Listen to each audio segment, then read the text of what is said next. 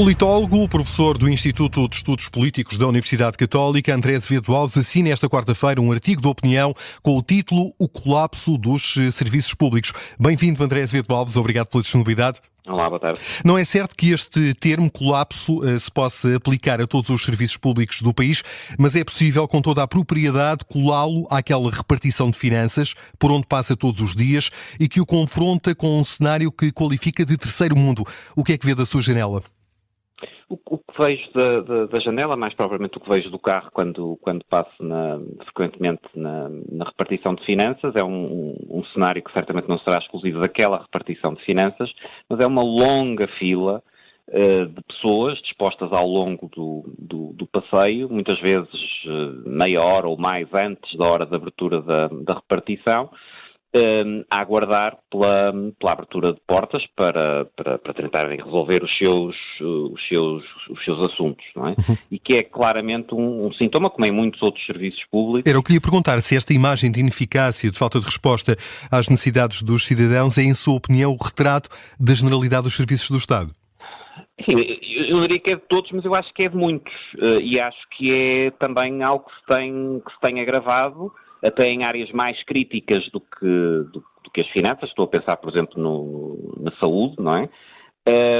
Mas acho que é algo que é bastante generalizado e que talvez mais preocupante do que ser generalizado é algo que ao longo dos últimos anos, obviamente não é um fenómeno agora dos últimos meses, é algo que resulta de décadas e que, a meu ver, se tem agravado nos últimos anos e que é o corolário dessas políticas de décadas, se vai generalizando a ponto de até em muitos casos ser percepcionado por nós todos como algo que é relativamente normal, ainda que se calhar noutras áreas de atividade fora da esfera do Estado nunca o tolerássemos. Estamos conformados?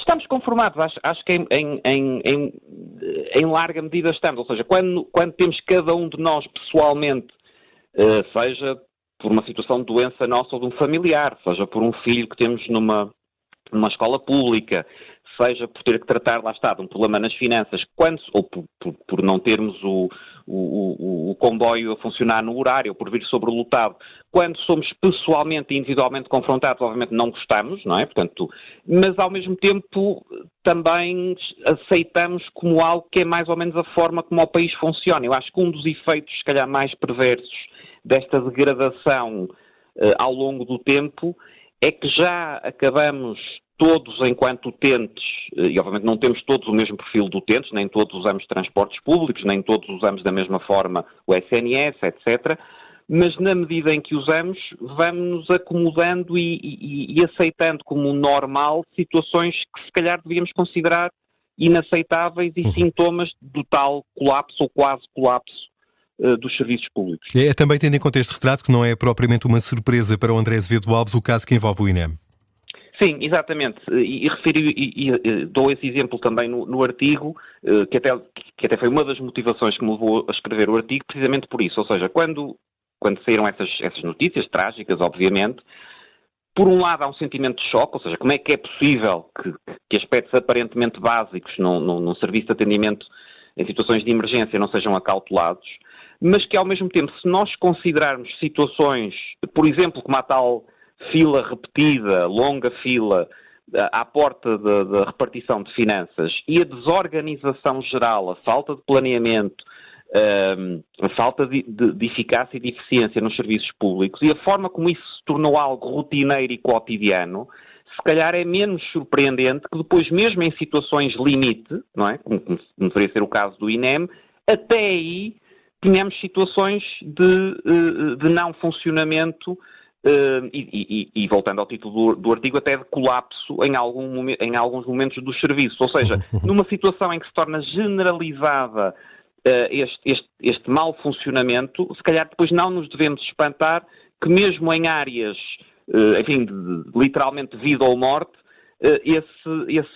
esse colapso também se verifica e também se faça sentir.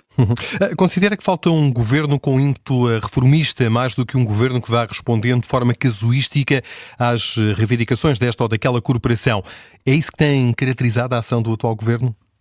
Sim, eu por um lado acho que é injusto e procuro frisar no artigo que isto é uma situação de décadas, não é? Centrar as culpas no atual governo, que está em funções há menos de um ano, ou até exclusivamente, por exemplo, nos últimos governos do Partido Socialista, não é? Portanto, eu acho que há aqui problemas estruturais acumulados que são de décadas.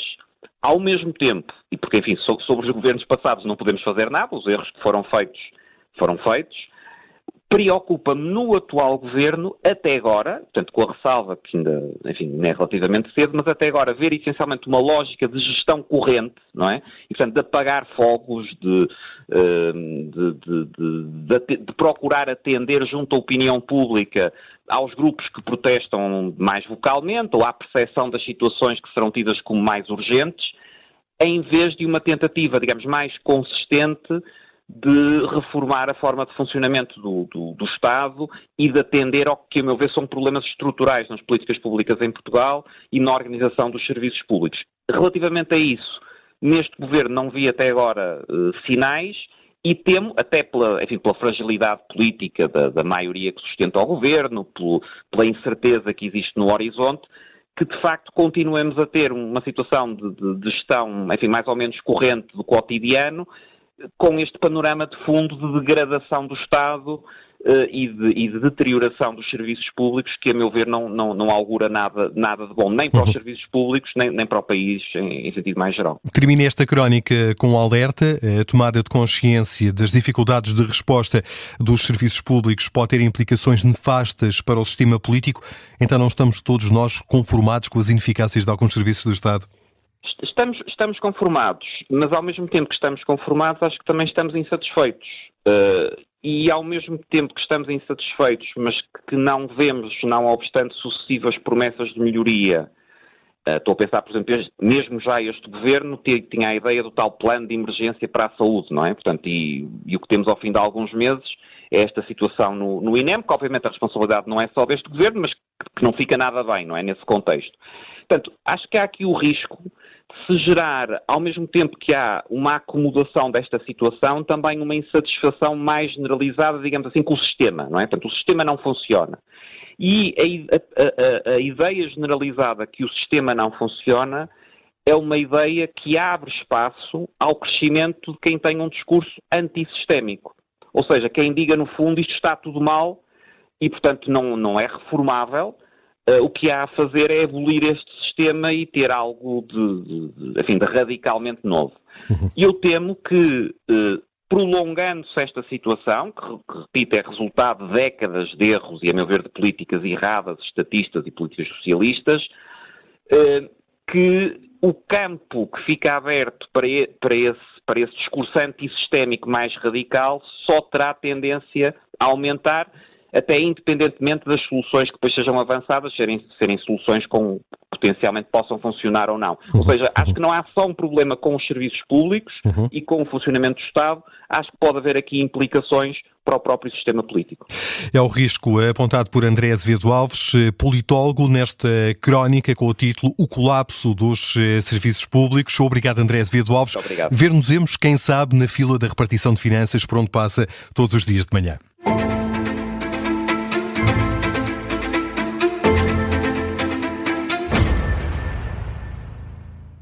Se gostar deste podcast, pode seguir, dar 5 estrelas e comentar o episódio na Apple Podcasts ou no Spotify. Pode também subscrever e gostar no YouTube. Assim recebe uma notificação sempre que houver um novo episódio.